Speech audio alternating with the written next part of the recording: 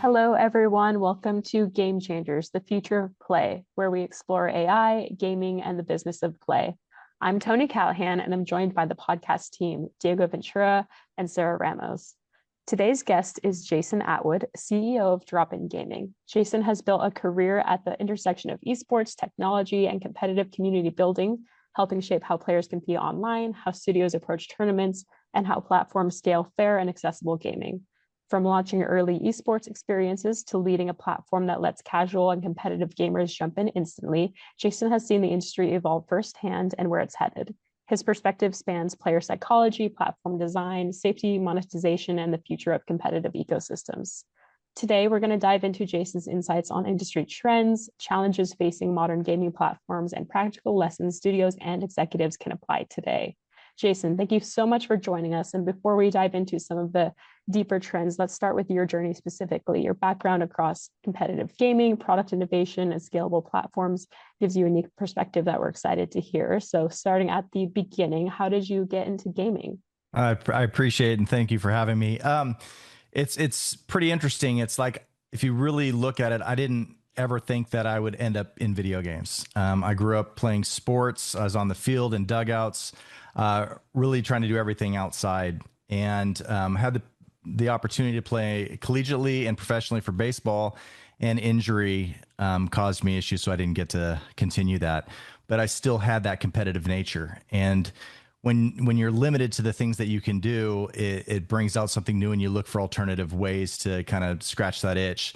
So I got into video games. As a kid, everyone has a controller in their hands and gets to learn how to play, but if you look at how video games have evolved, it's now a completely competitive arena. And it allows people even at the collegiate level and professional level to still be able to have that competitive nature now in video games.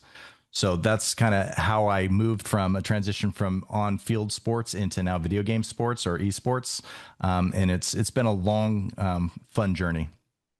I love that. Yeah, it's great to find a new way to channel that competitive spirit for sure. And then, of course, you ended up coming on to launch Drop In Gaming. What led you specifically to that? So there was a few things. It's a great question because it's a little bit of a story, but it's a fun one. While I was playing video games, I also got into poker. There was a lot of online competitive poker sites that were out there. And then there were some regulations, which we can talk about later, that stopped a lot of the online poker in the United States. I was in IT for like 25 years, and one of my actual partners were going on a business call, and we're driving along. And we're like, "Hey, what do you do in your spare time?" It's like, "Oh, I play Call of Duty." And like, "Oh, so do I." I go, "We should play sometime." We eventually got in. It was like at nighttime. He calls me up and goes, "Hey, are you available tonight?" I go, "Yeah, let's get on." So we were playing, and he was really good. Now I love to play, but I'm not very good. I think I'm good, but I'm not. And I'm like, "Is there anywhere we can play like competitively or for money, or is there anything out there?" And he goes, "Oh yeah, there's this site." And he told me the site, and he goes, "Go register, get into a tournament, and then call me when you're all set up." 20 minutes later, I FaceTime him. I'm like, "I can't figure out how to do this." And I'm like, I've been in IT forever, and this should not be this complicated. So he walks me through, you got to put your name in here, your gamer tag here, confirm here, go to your email. It is so complicated. So we end up getting everything in our account set up, money in the accounts, and there's no tournaments available. And so we're like, okay, that was a waste of time. We end up playing that night. Next morning, he comes to my office, and I've whiteboarded the entire user experience. And I'm like, how can this be so difficult when there's over 3 billion gamers worldwide that want to play and you can't even get into games? And I asked him, I go, "Is this a real thing?" He goes, "It's huge." He goes, "But people that are aware of it are really only the pros or the sponsored players, and all the average players want to be able to play too." So we thought of that idea, and we actually kind of wrote out the business, mapped out the business of what it would take to do this, and took that and created Drop In Gaming. That is such a cool story. I like it. It's got lots of characters, very unique. Thank you. So today you're leading a platform during a really major moment in gaming. And, as you said in your backstory, it's changing a lot with AI regulation, monetization, and player expectations are, always evolving. What's a key trend that's really specifically impacting your area right now? From a trend perspective, it's exposure. if you look at video games, we were always focused on North America. It's like all the video games are being launched here, they're all being played here. The advent of phones and video games being on phones has expanded that whole horizon across the globe.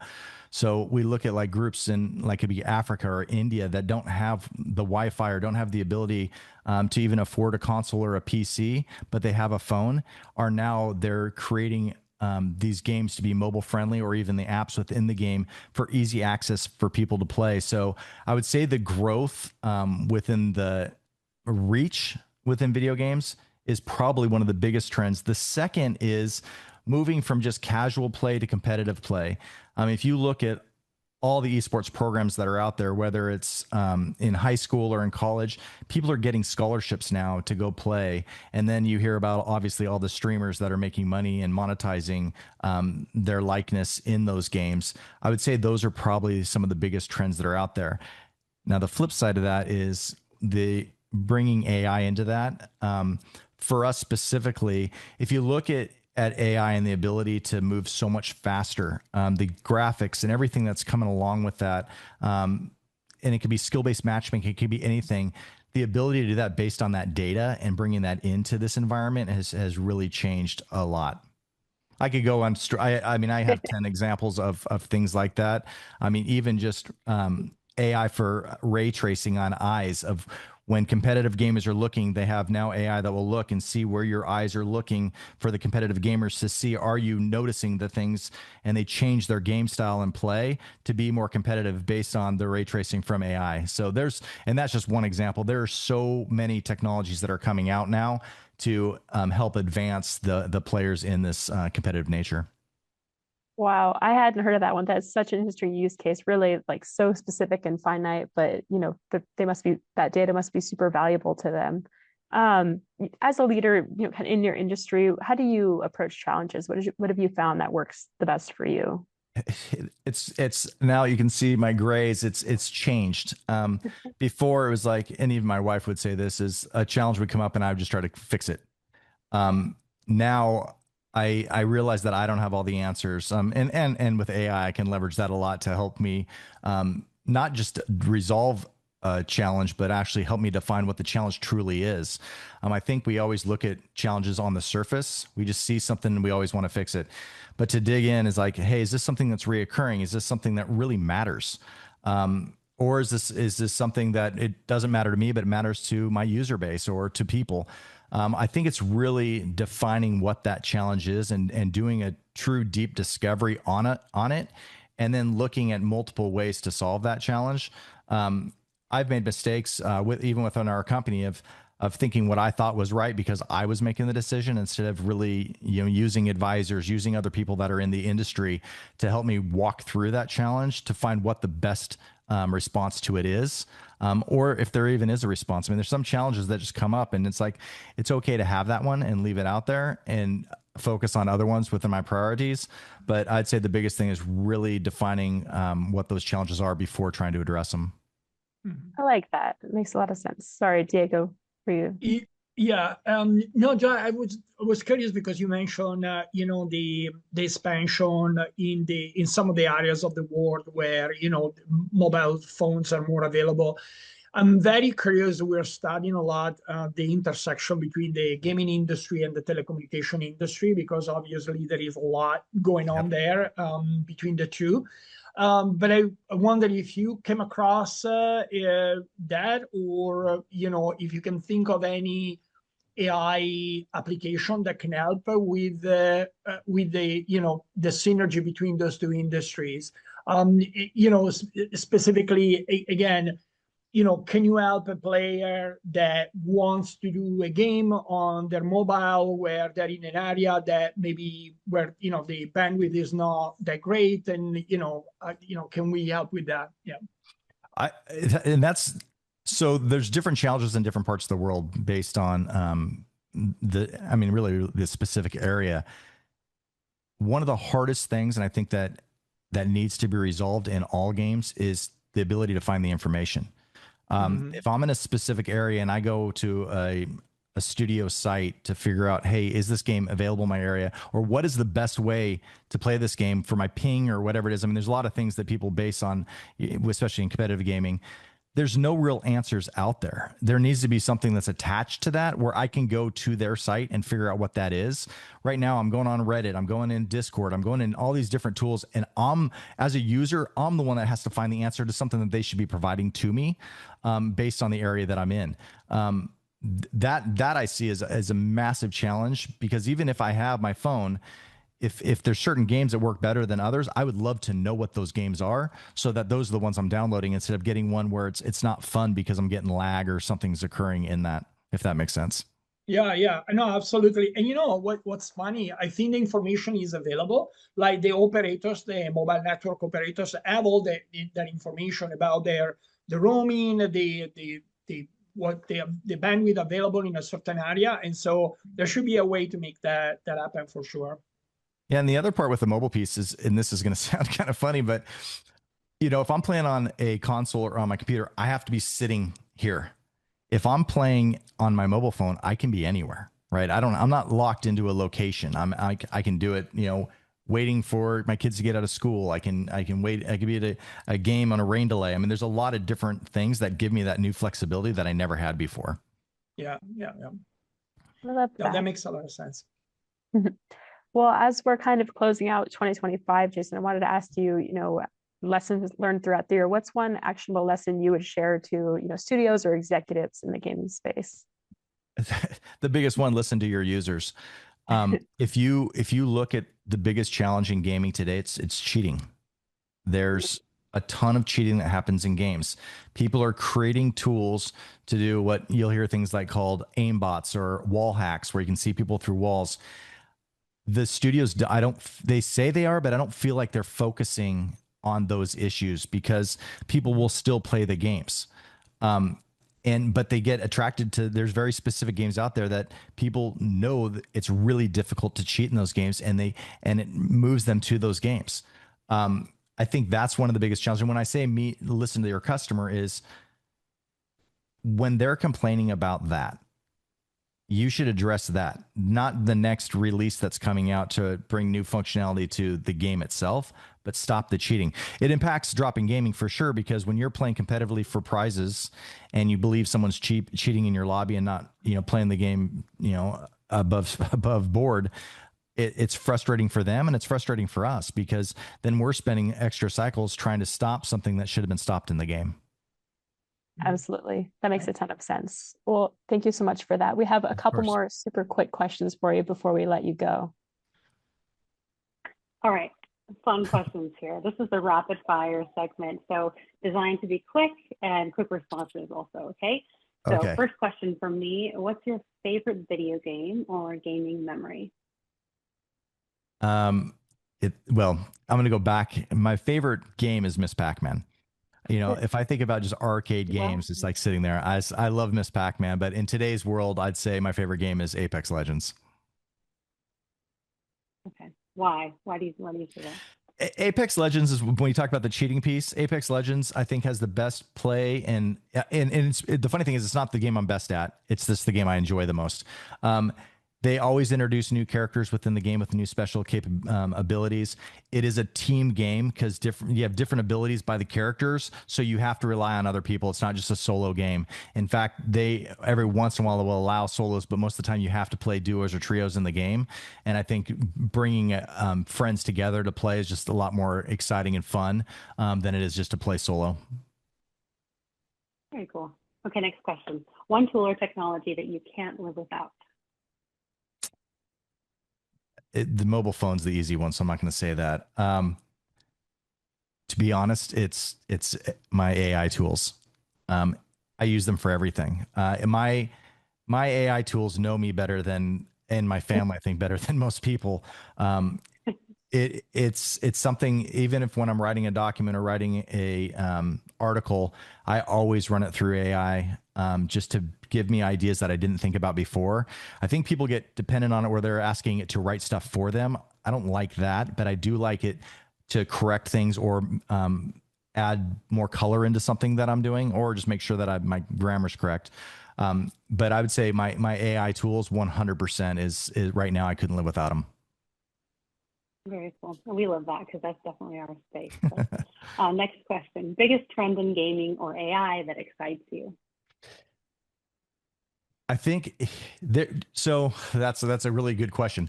Because there's a ton of trends going on, but the one that excites me is there was this huge lift in gaming, and then it kind of dropped off because, and I'm trying to put a caveat here, it got so exciting and people started blowing money. People were getting funded and money was going everywhere, and they were using it on the wrong things, in my opinion. They weren't focusing on what the strategy in the future of gaming was. So it kind of dropped off. I think now we're back on that uplift again, because people are doing it the right way. There's not a lot of regulations that are in place that are written to support gaming the right way. I wish I could go and do it for a half an hour, but there should be legislation on a lot of things that can help support it, not hinder the ability for competitive gaming. And I think that's gonna come out. Okay, cool. Next question: one piece of advice for studio leaders or executives. Make it so that users don't have to go somewhere else to find answers about your product. If you could get everything if I went to look at a new game, doesn't matter where I'm going to, but if I'm trying to find information on a new game, I should be able to find it from the studio. I shouldn't have to go out into the user community to find information about your game. I love that. Okay, last one. If you weren't in gaming, what would you be doing? If I had all the resources to do it, I would go back and be a professional poker player. Oh, it's my, if you look at what I love most for like a hobby and doing, it's playing poker. I would play poker every day, all day. I love poker. But the real answer is probably just be able to be present all the time with my kids. They're in high school. One's going off to college to play sports next year, and the other one's a sophomore. I don't miss any of their games or anything, but I'd love to be able to do even more. I mean, running a company, it takes a lot. And it feels like it pulls me away. I do my best to make sure I'm part of that, but with my family. But I would definitely spend more time. Yeah, that's very good. Important. Yep. Perfect answers. Guys, Jason, let's pull a fast one on Tony and Sarah. What is your favorite video game? Starting with Tony. Ooh. Okay.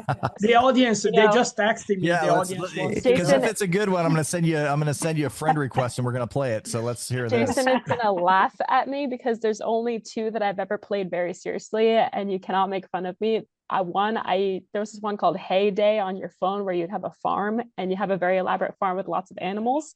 Loved that one. And then a computer one when I was little was called Horse Isle, and you'd have all these horses on these islands and similar ranches, and you'd go capture things. So very silly, nerdy, playful games. I doubt you have an account, Jason. No, I love it. I love it. Yeah. Makes sense. Sarah, what about you? Okay, I'm going to be dating myself here because I played more like in the 80s and 90s when I was really young, but I'm going to say Mario, Super Mario Brothers, specifically Super Mario 3. I mean, when we figured out how to warp from one of the levels and get the whistle and do all these crazy things, I was in love. You had me at warp. So that's awesome. That was definitely a favorite. I have to add in kind of like a close second. I didn't actually play this myself, but I sat around as my brothers kind of strategized and tried to figure out how to win, or at least get pretty far in the game. Silent Hill. And that was interesting. That was like involved. It was like a Clue or something, how you. But isn't that super scary? It's scary. Yeah, I don't know if I could do that. Yeah. I think I like the mystery and the kind of clue finding and maneuvering around aspect of it. But yeah, those would be my two favorites. And Diego, what about you? Yeah. Oh my God. Yeah, I'm terrible at games. So Arcade Asteroids. Oh yeah. That ages me quite a bit. And then the very first game I've ever played was Pong. level 1 where the Oh, yeah. ball is moving very, very slow. That one was the thing. Yeah. That's it. That's Atari, Diego, right? you're probably aging us because Tony and Sarah probably haven't even played that. Yeah, no, absolutely. Yeah. Is it Atari? It's from Atari, right? Well, I think it started back with like Intellivision, but it was just you had two things that went back and forth, and you just hit the ball back and forth. It was supposed to be tennis, but they called it pong. Yeah. Gotcha. The Italian version, by the way, it must have been, I don't know, 75, maybe earlier. Yeah. I think I had something like that on my first phone that was a flip phone. They've had a couple of games on there.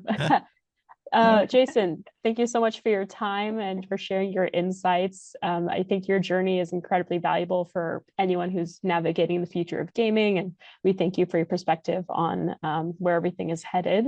For everyone listening, if you enjoy this episode, please make sure to follow Game Changers, the Future of Play on Spotify, or visit our website at securaqs.ai. And all of the details are in the caption as well. Jason, thank you so much. Thank you everyone for joining us, and we'll see you all on the next episode. Thank you. Thank you. Thank you, Jason.